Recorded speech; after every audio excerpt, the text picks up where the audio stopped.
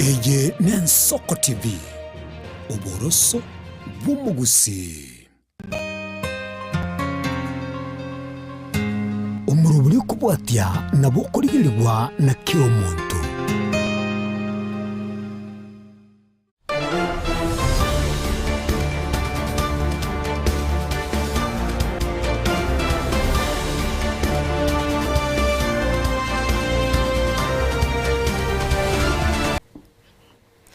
Moriria bw'Ensoko TV de mambia ndengia ngo mambia ndengia ndeno kuyena na kwabukire byana bwo kwagendere bya aseri tweriga ri 15 asumutinyo gatano na kabiro mwaka we Chile fubere 25 na rimo boigo no kugena kwane buna ngendere tukubwati merobere yonsi Ensoko kuro chisa 12 cheke mambwe keraboni kana ndi chiare girenye ekidakika nkego chia etirego rongo kwarigania somorobere yego bwetero bini go chakerbono wika chisa isano na mucha bono mambia asoko chokwanira na kumurikira hamangana aho agendere tokwarikane mambia bono tosanga bwamo wetrase nchira ya mutandao wekerera sensemo ya YouTube Ensoko TV na bwegana mbya mawasiliano kunya gwetere nsabu boigo nigere noti isano na ibere isano na isatu isano na isatu isano nemo isano nemo isano nemo isano nemo isano nemo isatu karibu tosanga sobwamo Eliane Ishmael Mogere.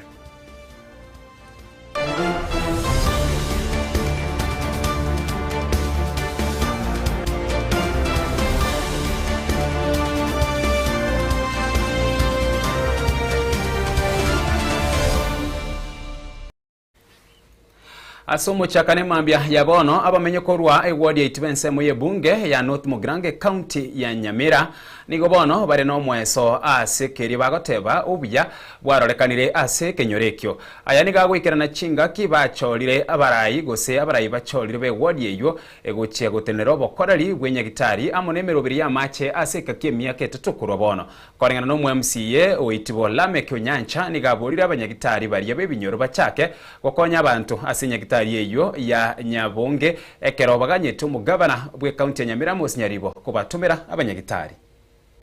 Asama liyatangoro kufinire mumanyi osebitoyo ngane nginda osege chini nje na joliru ko bamo chairman kwenya gitali yege chini ngo agerambu yamono ase abana inji bonsi bibege chini ase vote yabo banyate ko bagonjora na nje ngo ba promisinga tingo chiko ba bekanse ngo sabo ko bwaterana na bambari tota bare ko pinga lakini boniga tikato bwaterane tokole gasi asobwamo ande torabe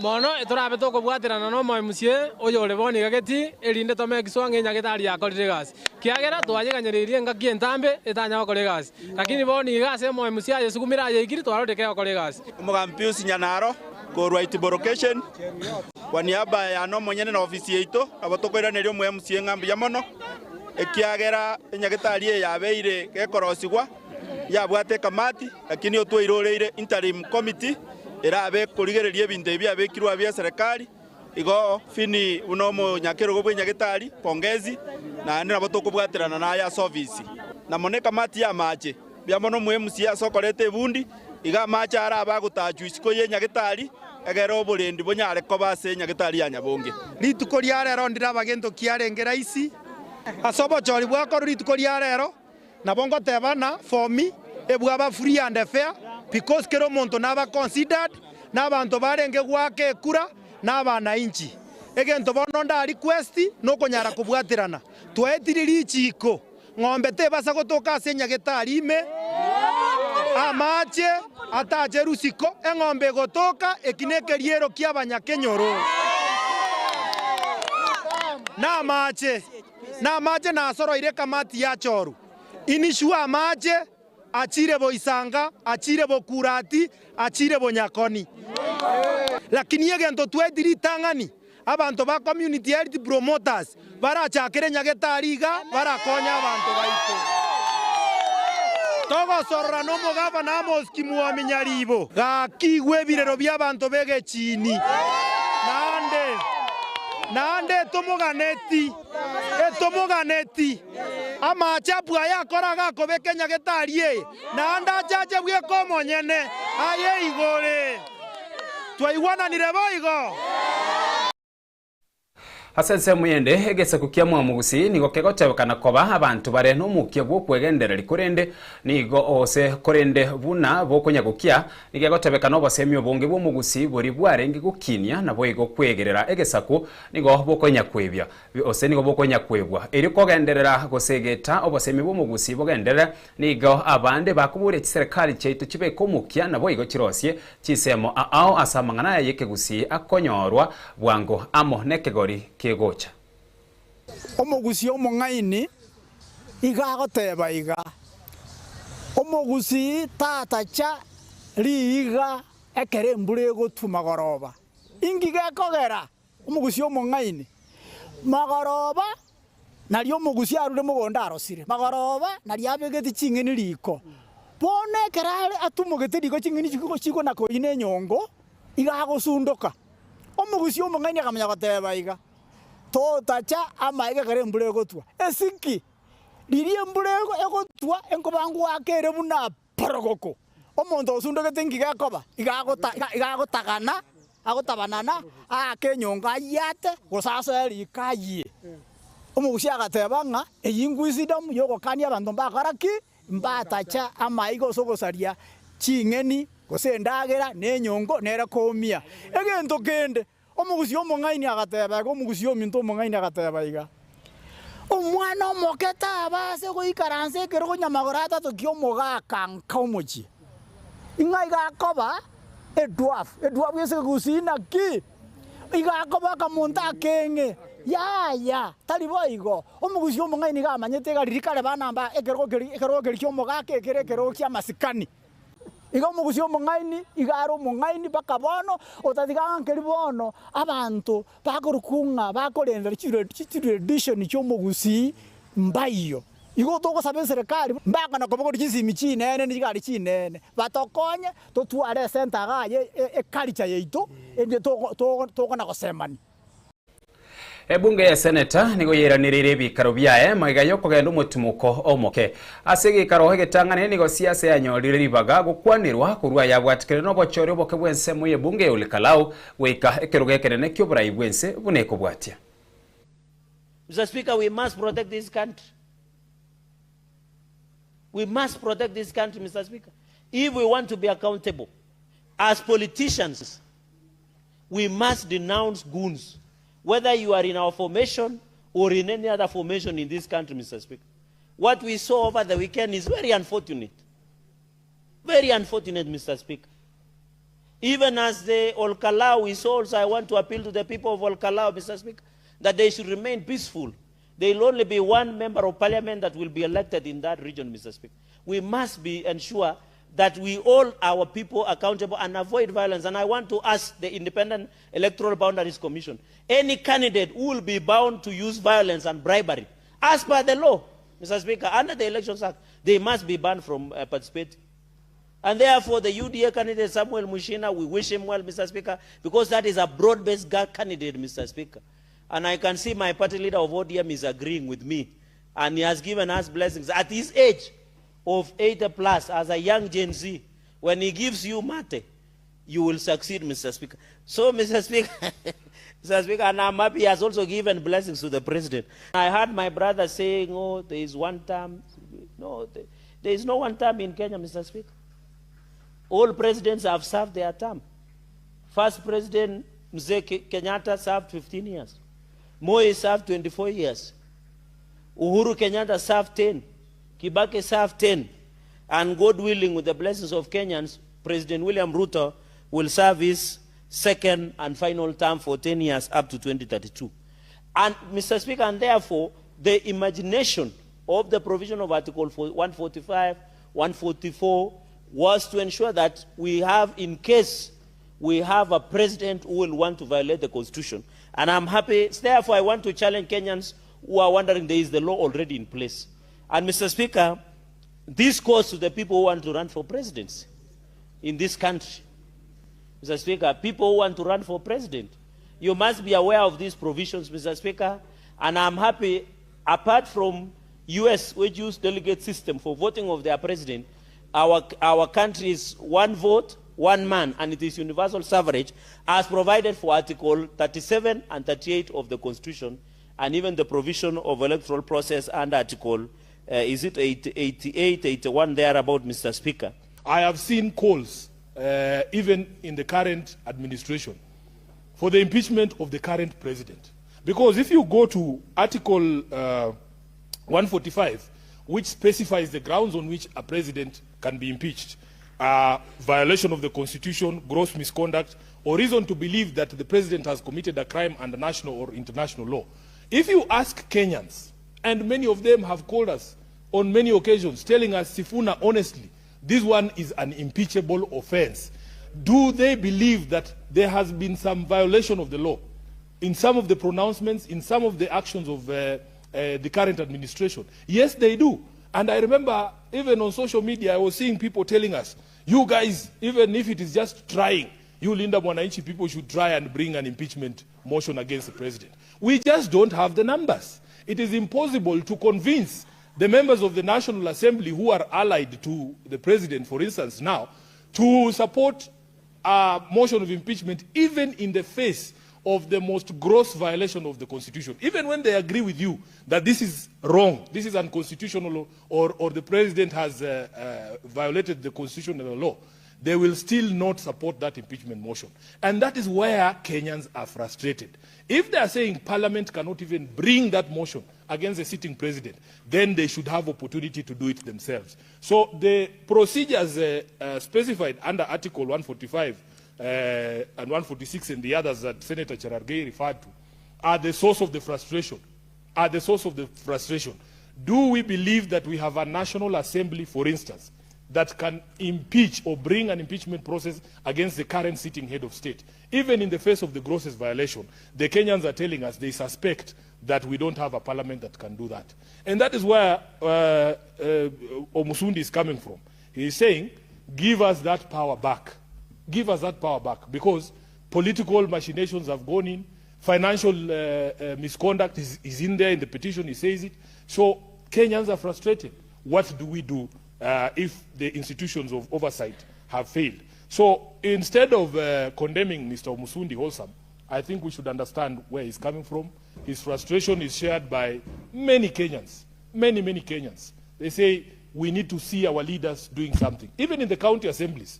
There are county assemblies in this country where they can never even just bring a draft motion of impeachment against the governor. And the best example is the county government of Nairobi. I see people who are elected as MCAs in this county who cannot even draft a motion of impeachment without reference to their political parties and their political leaders. They used to come to my office when I was still the SG of ODM. They used to come to my office and say, SG, if we try this impeachment, will we be called? Then I said, you have a responsibility. You have a responsibility. At the very minimum, the people of Nairobi want to see you trying. If indeed the government has failed as much as you say he has, and they always tag me there on social media, hey, oh, Sifuna should bring the impeachment. Everybody knows that I am a judge. I sit as a judge here. I wait for the assemblies, whether the National Assembly or the county government, the county assemblies, to impeach the governor and bring him to me. You are telling me that MCAs from Nandi, MCAs from Kisi are able to draft impeachment motions, and you are elected as an MCA in an urban town, a city such as this, you cannot even show us a draft impeachment motion. Then they shout, oh, Sifuna, his friends with who, he can't do what. But that is the frustration of Nairobians. They are saying, how is it not possible for us to hold this gentleman to account? Mr. Speaker, I saw the Secretary General Emeritus of ODM being very philosophical in his presentation when he was supporting the committee's resolution. And I'm starting to think maybe the troubles he has gone through over the last few weeks, few months, maybe was a good thing. It is not always easy for a young person like Senator of Nairobi to be philosophical. I think that beating that the Senator of Siaya is subjecting him to is good. Is good for him in view of what I see the public urging him to do. It will be good for him to arrive there if he does, when he's emotionally strong. And I want to tell him about the story, not a story, but the song by Betty Midler, the one who sang the great song of God is watching us from a distance. Whenever, Mr. Speaker, we are in this house, we must always know that God is watching us. And like Betty sang, when God is watching from that distance, Mr. Speaker, if you are to enjoy the same view and look down the earth looks all green and blue. You never see the red tiles of your houses. You never see the tarmac roads. From a distance, you only see green and blue. Mr. Speaker, the Snow White Mountains, you don't see the mountains. You only see white. And if you are lucky at that time, an eagle is flying, you only see it flap as if it is taking off. I say these things, Mr. Speaker, because we have now entered a very dangerous trajectory. The organized goons that we are starting to witness in public rallies, I want to urge the minister, the IG, and the president, just the three of them, to go and reflect. To go and reflect on what's going on. We cannot have every weekend public rallies, church congregations being attacked by armed youth. Even if that is a route that will help some people to ascend to power, or, Mr. Speaker, remain in power, it's not worth it. Chinga kia mariganio agendrete yoku mariganio inkomo senata we county ya Nairobi oyibo igukura hegemi ya gisiasi ya Linda Mwananchi nigabasa ebeso kirikuru rugongo rwa Western na kwerera buna onde bwensi urubiriti guchiguturubani omoyigoyo abeke ekerengererie kyo ensemo waigo nigo basabire abana siasa usenigo basabire ensemo y'abana siasa koenekia omorembe no botwereru engaki yomoyigoyo na mariganio ayo arakorekane asensemo ya Western. Linda Mwananchi, Linda Kenya. Linda Kenya, Linda Mwananchi. Mimi ndo Edgar. Na shukuru sana vijana wenzangu leo mmejitoa kimasomaso kufika hapa ni kwa ajili ya masemezano na maelewano. Tarehe 26 jinsi sote tunajua tuko na ugeni kubwa sana ya kukaribisha kijana yetu wa Kenya Edwin Sifuna. Na vile wengi tunajua kwa msemo wa Kiluya umbu hata kama imekonda nyumbani huwezi ipika. Edwin aka anakuja nyumbani kwao, so tafadhali kwa wale wamezoea kuferi watu kwa magari kuwaleta waharibu mkutano, ndugu yangu uende kwa mahali na umepangwa tarehe 26 ukuje, naomba tafadhali fanya kitu ya maana na ushughulike upange maisha yako, sababu huku nyumbani vijana wako, mama wako, wazee wako watalinda mtoto yao kwao nyumbani. Namba 2, nashukuru sana nimeona opinion polls zimetoka. Kijana yetu anakuja kupanga mikakati ya kusema kuwa anasimama urais, lakini tayari kwa polling kwa zile opinion polls tumeanza kuona Edwin Sifuna sijui 10% sijui what percent sijui. What I want to caution the government, tunaelewa hii michezo ya tamu hii, mko mnajaribu kuweka Edwin sijui Kalonzo anamshinda ndio ionekane kwa Kalonzo is powerful than Edwin. Hiyo we are aware of it, na sisi candidate tuko naye kwa akili na kwa macho ni Edwin wa Kenya. Hizo opinion polls, hizi diversionary tactics mko mnatumia as a government, we thank you for that, but we as the people tuko hapo penye mnatuambia huyo sio atakuwa namba 3, huyo namba 3 tutakuwa na yeye, tutembee na yeye hii safari hadi mwisho. Jambo la tatu, serikali yetu tumekaa hivi chini tumeangalia hii Kenya mahali tuko tunaelekea kwa mkondo mzuri. Notice kuwa mahali popote Linda Mwananchi ama mahali Edwin yuko kuna vurugu, mnapanga vijana and what have you. Vifo, maafa yanapatikana, madhara yanapatikana. Kwa nini kwa mikutano zenyu wangi na gunzi? Kwa nini kwa mikutano zetu watu hawauani, watu hawapigani? Tumesha notice this, and let me tell you the government, I want to call you to order please. We are trading on a very dangerous line. Haiti ilianza tukimichezo na saa hizi tukaelekea hivyo. So tafadhali tunawaomba. Huyu Edwin ni kijana tu, na kijana vile mnajua hana pesa ya kumobilize as you are saying, hana pesa yoyote ya kuita mtu yoyote, ako tu na watu. Na watu wenye wako nao ni watu of the goodwill ambao pia hawana pesa akina sisi. Na sisi hao wenye hatuna pesa, sisi we are the majority. So please, the government, you should take your mercenaries, your machineries to do a better thing for this republic. Tumeona kwa hii by election inakuja Olkalau, mumeattack, mumevuruga kila mahali. Juzi Linda Mwananchi imekuwa huko, tumeona paka hata bullets zikatembea. Tafadhali as a government we are trading on a very dangerous line. So tunaomba kwa heshima, tafadhali wacheni tarehe 26 tukaribishe mtoto yetu. Tumemwandalia ile maandalizi iko nayo, atakuja kule ngoko kama kawaida, akuja kule kuhusu Masai mahindi tumevuna. Hakuji kupigana na mtu, hakuji kuchukua ubabe wa mtu, hakuji kujipiga kifua, anakuja tu nyumbani kwao. The same way nyinyi government operatives, the PS and the CS and the Inspector Generals huwa mnaenda nyumbani kwenyu. That is what Edwin Sifuna is coming to do on the 26th. So please, we need your presence, the presence ya maaskari, yes. Not kwa sababu kutakuwa na vurugu, sababu tu ya maintaining law and order. Manake tayari kama ni peace, that is our second name after anaitwa Edwin Peace Watenya Sifuna. So Linda Mwananchi, linda Kenya, linda Kenya, linda Mwananchi. Kama mjiwazo, mimi ndio Papa SG. Mimi nilikubali kivuli changu ndio kifo changu. Huwa natembea naye kwa mkono kila wakati.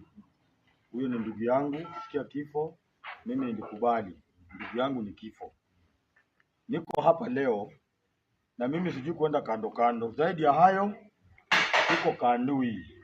Taarifa tunayoitoa ni kwa ajili ya kijana yetu, rais wa 6 wa taifa la Kenya, ambao mbingu inashuhudia na ardhi imekubali. Edwin Watenya Sifuna. Habari ya kwanza, tarehe 26, sisi kama jamii ya Mulembe, hasa wakaaji wa Bungoma County, tuna furaha isiyokuwa na kifani kwa sababu kijana ameona vema kuja nyumbani awekewe mkono na wazee, na vile vijana wamhakikishie kutembea pamoja naye katika safari hii ya kuwa rais wa taifa la Kenya, rais wa 6. La kwanza, kama Secretary General nimesikia kuna mikutano itafanyika mbadala siku hiyo hapa Kandui. Kwa hiyo kama Secretary General nasema hatuna shida. Didmas, karibu Kenya Kwanza, tumekuzoea. Fanya mkutano mahali unapenda. Hata ukitaka kufanyia uwanja ndege, kwa sababu mlitunyang'anya uwanja ndege bila public participation, wewe kuja pale, fanya mkutano yako na sisi tutakuwa na mkutano yetu. Mradi muhakikishe mikutano hii yote mbili ni amani. Bwana Didmas Wekesa Baraza. La pili, kuhusiana na hilo, tafakari ya babu mahali ulipo Didmas. Kama unatumika, sisi watu ya Bungoma si wajinga. Tushafahamu, tushajua, na zaidi ya tunakutakia kila laheri katika mkutano wako wa siku hiyo tarehe 26. Sababu gani tuseme hivyo? Ni kama baadhi ya viongozi katika kaunti ya Bungoma wana furaha wakati wanapoona vijana wanakufa kiolela kwa sababu kutokana na mtafaruku unaotokana na siasa. Didmas, karibu. Watakaokufa sisi tutasema waacha wala Mungu ailaze roho zao pema peponi, na wewe Didmas uishi maisha marefu hata kifo isikuje kupata. Hiyo tumeweka pale. Ya pili, habari ya polisi tarehe 26. Tunajua Linda Mwananchi haijawahi wala polisi hawajawahi kubaliana na mawazo yake. Polisi watakuja, watakuwa wengine wanajifanya wako katika nguo rasmi na wengine watakuwa civilian. Tunaomba polisi, vijana yetu, siku hiyo tuwe macho sana wakati mkutano unapoanza na hadi utakapokwisha. Angalia ni nani umesimama naye, mchunguze vizuri, kwa sababu hao ndio wamebeba silaha ya kuharibu na kuumiza vijana wetu. Na tumesema hivi, tafadhali magunsa hii tunawaelewa, mko upande mmoja na polisi mnafanya kazi kwa pamoja. Na siku hiyo ya Sifuna, muruke juu, murudi chini. Sifuna alizaliwa wapi? Bungoma. Na ni sehemu gani? Kandui. Na mkutano ameleta wapi? Kandui. Hapo mjijazie. County Commissioner, County Commandant, hiyo ni jibu umepewa. Tusumbuane hiyo siku. Na tusivutane, tusizoeane tafadhali. Hapo tumeacha hivyo kwa sababu tuna majibu. Asense moyende ekiombe getendere toba chore ne chimbebe nigo kiamo nyoriro mubunge wense moye bunge ya Nakuru East David Gikaria neri muchori okogenda mamincha na machiko yekiombe kyo asena che kiombe kya IBC nigo mubunge David Gikaria aganiri gusaba kwabera na kwerusanania na mangana abwa togete boigo nigo achikiro gwakana chimilioni 2.5 insi chinsa emerongene na 5 na 3. The imband conduct and remarks, the distribution of money. The respondent is recorded in his own voice addressing the rally in the following terms. Lakini mimi nilikuwa na 1250 ya mikutano ya jana. Watu wakajaa. I had to go home and get another 800,000. Jana peke yake hapa kwenu nilitumia 1,200,000. Si niliwaambia mimi nimepewa 250,000. Hiyo ni ya jana, si ndio? Leo nimepewa another 250,000. On a plain reading, the respondent states that he disbursed, the word nilitumia means I used or I spent, a total of Kenya shillings 1.2 million at the rally the previous day alone, having returned home to source for a further 800,000 after his initial Kenya shillings 250,000 was exhausted by the turnout, and that he had on the day of the rally itself been furnished with a further 250,000 shillings for the same purpose. Identification documents remarks. The respondent is further recorded in the certified electronic evidence before the committee addressing residents in the following terms. Ulipiga kura, sivyo? Kuna kitambulisho ilikuwa inaitishwa. Hakuna kitambulisho ilikuwa ikiitishwa. Mtu alikuwa akifanya nini? Unaweka kidole. Kama ID haiitishwi, unatumia kidole. Ufike ujiwekee kidole. Hakuna ID, hautaitishwa ID. The video record discloses further material that situates these remarks within a live contested exchange and confirms the practice underlying them. At minute 3:17 seconds of the video clip, the respondent poses the question: kuna kitambulisho ilikuwa ikiitishwa kwa kupiga kura? To which an audience member responds, yes. The respondent, the Honorable Gikaria, presses on. Wapi? Then he proceeds to dismiss the attendee with the words, wewe haukupiga kura. An indication that the Honorable member's motive was to reinforce his remarks that the ID was not required. The respondent further states, kama ID haitishwi, unatumia kidole, alafu mnasema watu wanaitisha ID wakaibe kura. Kuna kidole ya mtu itakatwa, alafu mimi niende nikawekelee? Haiwezekani. The respondent's reassurance to the gathering that identification is dispensable and that biometric verification alone suffices is a misrepresentation. that contradicts the requirement under Section 10, subsection 1 of the Elections Act and its regulations that a voter produces a valid identification document at the polling station. The evidence before this committee. The complainants, who in this respect is the secretary to the committee and the prosecutor in this matter, during the hearing, she was able to present to the committee oral submissions highlighting the identified breach of the code. In her submissions, she stated that the respondent, the Honorable David Gikaria, is not just an ordinary citizen. He is a prominent office bearer, a recognized political leader, and a member of parliament for Nakuru Town East constituency. By virtue of his position, he owes the highest duty of fidelity, honesty, and integrity to the public, the people whom he represents, and in this case, the people of Olkalau. Instead, during a recent campaign rally in Olkalau, the Honorable David,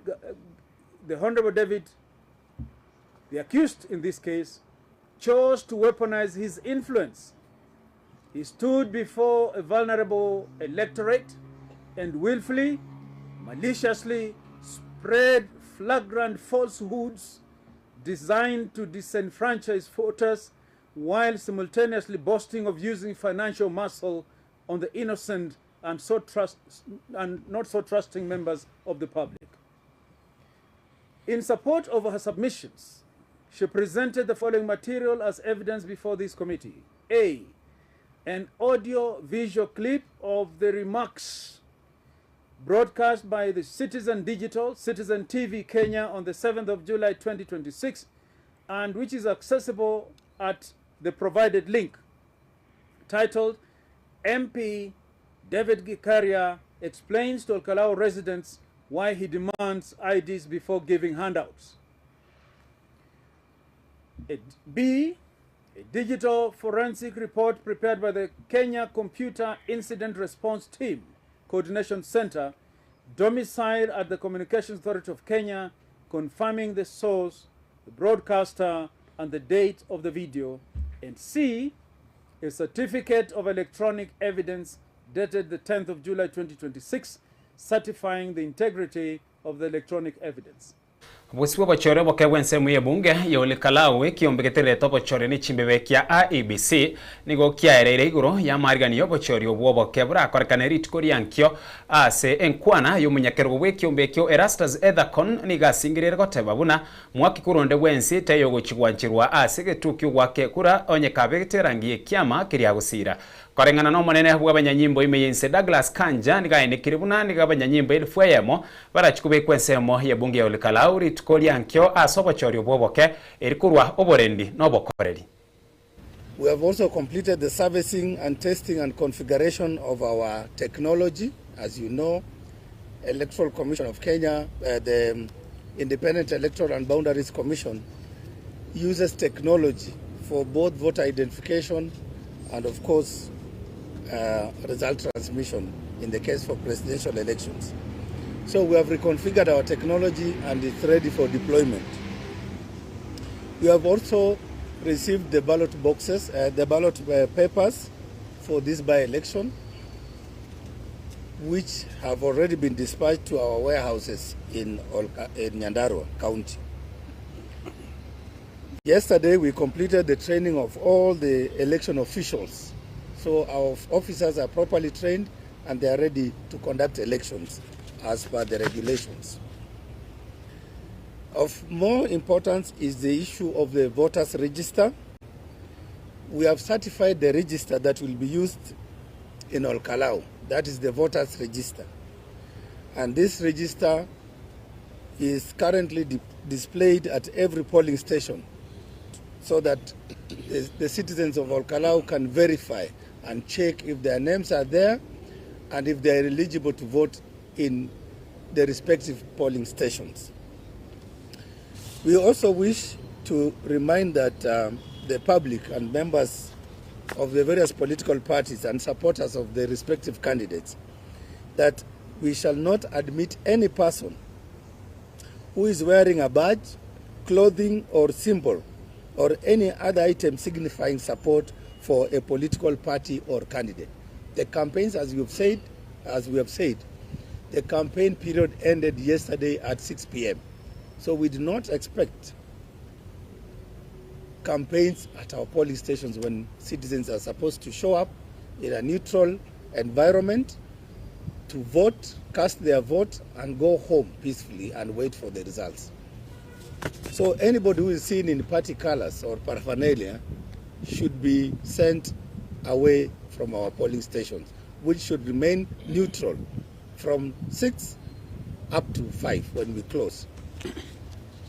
I'll just go straight to the message that we have from the National Cohesion and Integration Commission. Fellow Kenyans, I speak to you today with a sense of urgency. The National Cohesion and Integration Commission, NCIC, has with growing concern been monitoring a disturbing escalation in political rhetoric characterized by ethnic profiling, inflammatory utterances, incitement, and language that demeans, threatens, and dehumanizes fellow Kenyans on account of their ethnicity, political affiliation, or region. These developments, ladies and gentlemen, fellow Kenyans, threaten to undo the hard-won peace and unity that Kenyans have painstakingly built over time. As the country moves into an increasingly charged political season, the Commission notes with alarm the disruption of political and public gatherings, attacks on citizens and leaders on account of divergent opinion, and the deliberate use of coded and overt language intended to stir up ethnic hostility. Left unaddressed, such conduct carries the real risk of igniting violence, displacement, and loss of life, as this nation has painfully experienced before. This is not normal politics. It is conduct that the law calls hate speech and ethnic contempt, and it carries real criminal consequences, including fines of up to 1 million shillings and jail terms of up to 5 years. The Commission is watching, and where the law is broken, we will act without fear or favor, regardless of who is involved. Kenya's diversity is a source of strength, not division. The Commission appeals to our leaders at every level and every sector. Your words carry weight. Use them to unite, not to divide. No cause, no campaign is worth a Kenyan's blood.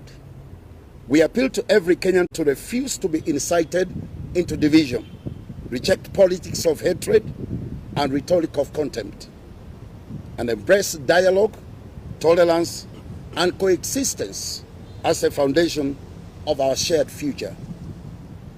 Do not let anyone use you to attack your neighbor because of their community or their politics. The National Police Service, which is to update Kenyans on the exercise before us, as the Inspector General of the National Police Service, mine is a message of reassurance and an affirmation that the people of Orokarao are expected to exercise their democratic rights in a free, fair, peaceful, secure, and credible manner, as guided by our Constitution and the laws of the land. May I now briefly speak specifically about the security preparedness for this by-election. Firstly, we have over 1,000 police officers deployed to ensure that the by-election is adequately covered. Number two, to break it down further, the 114 polling stations in all Karao have adequately deployed with police officers going by the standard deployment procedures. This means that we have a minimum of 2 police officers per every polling station. Their work shall be to safeguard the voting materials, the voting process itself, while offering adequate security at each and every polling station, ensuring the electoral officials perform their duties well and unhindered.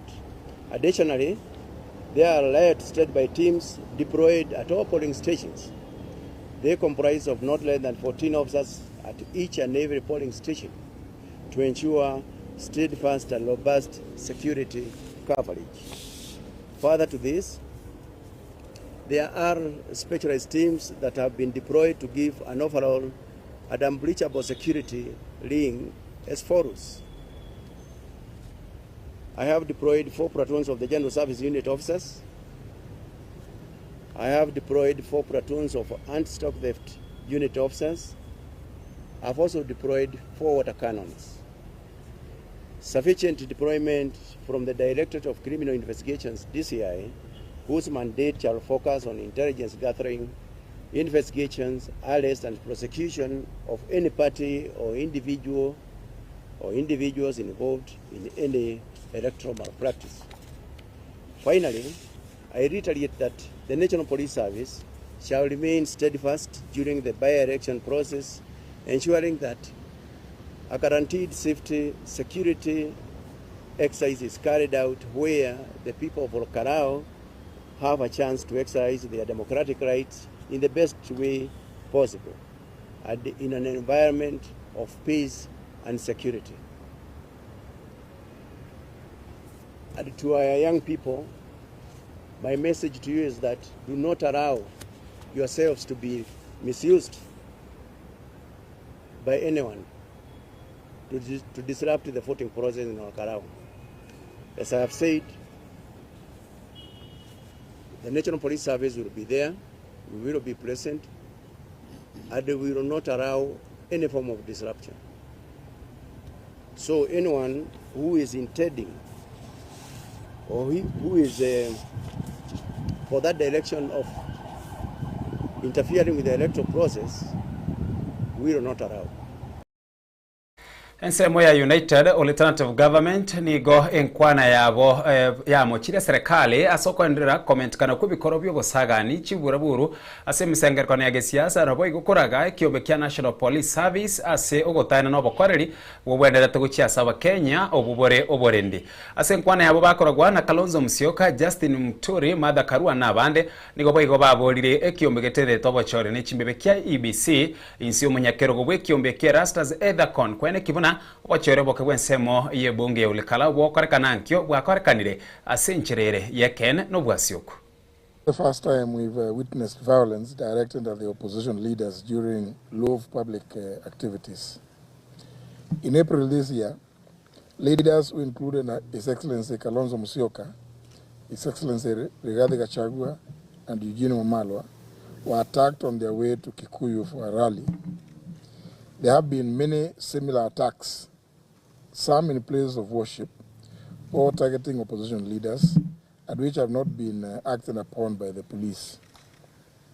Only days ago, Excellency Martha Karua, Senior Counsel, and the party leader of the PLP experienced an attack while accompanying clients for the lawful implementation of High Court orders at Gatoto Primary School in Mukuru kwa Ruben, where court-directed security was not provided despite express judicial orders. These incidents, together with the events unfolding across the country, raise serious questions about whether public institutions are discharging their constitutional obligations impartially and effectively. Kenya cannot become a nation where organized violence is answered by organized retaliation.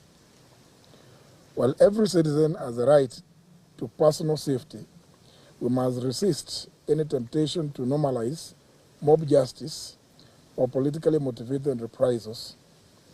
Once violence becomes an accepted instrument of political competition, no community, no political party, and no citizen will remain safe. History teaches us that political violence rarely harms politicians most. It destroys the livelihoods of ordinary Kenyans or citizens. It is traders whose businesses are looted, border riders whose motorcycles are burnt, families who lose loved ones, and young people who are recruited into criminality, while those who incite them retreat to safety. The buck stops with William Ruto and his regime. He is the chief executive of the government and bears the greatest responsibility. He sought to respect, uphold, and defend the Constitution. It is therefore his duty to ensure that the security apparatus of the country are functional and up to their duty of maintaining law and order. The National Police Service is constitutionally mandated to protect Kenyans without fear, favor, or political considerations. Law enforcement agents must act impartially to prevent violence whenever it occurs, investigate every criminal act, and ensure that all perpetrators, sponsors, and organizers are held accountable through due process. This is unlikely to happen where public officials engage in partisan political posturing and campaigns. Unfortunately, the CS for Internal Security, Juan Kipchumba Murkomen, and his peers Raymond Omolo are playing partisan politics which distorts the role of security agencies. We are aware of the mobilization of police from all corners of the Republic to go to Ol-Kalou. We urge police deployed to Ol-Kalou to perform their duties impartially and to reject any unlawful orders to violate the law and play partisan roles.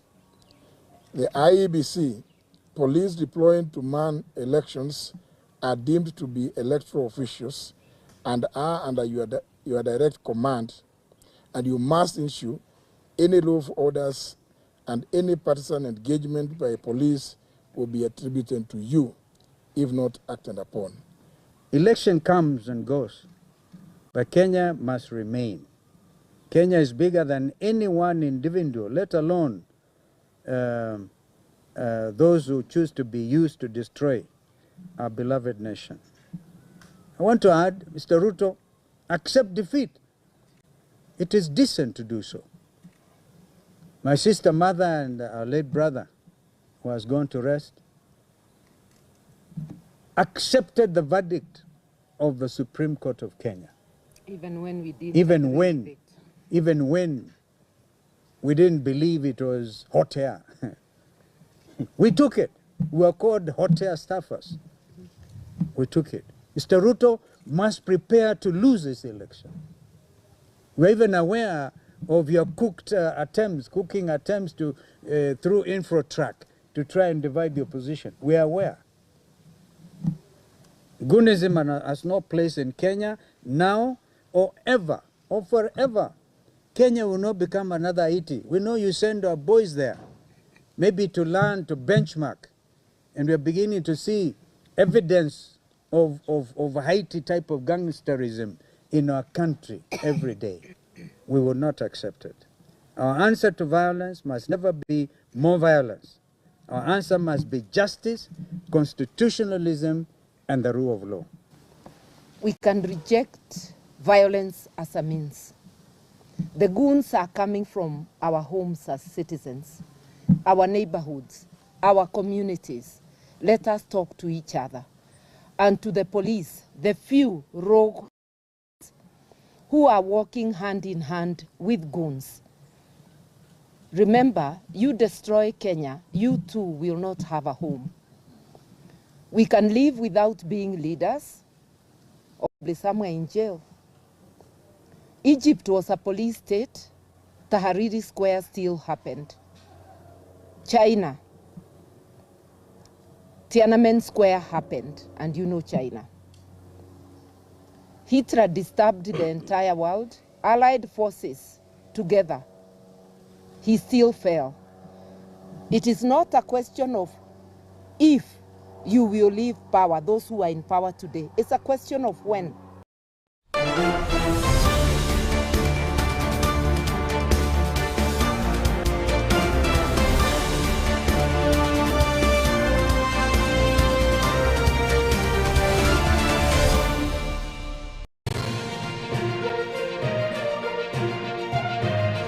Eye Nensoko TV, uboroso bw'umugusi. Magega ya televisioni Nensoko gwikasero yao. Kwanyoribaga ligi yaliyokuralia asegete mbeyemo imena isiko yeriroba liyagusi. Onye kubwa tokuralia bokwenyuria ogokwa gose okubonchuria. Bono na bokonyoribaga lyabene liyokuralia asegete senieke. Asaliguri liyakibusani. Tolikere gose twakere simigwetire namba yaito yobonchuria 0788 66 66 62.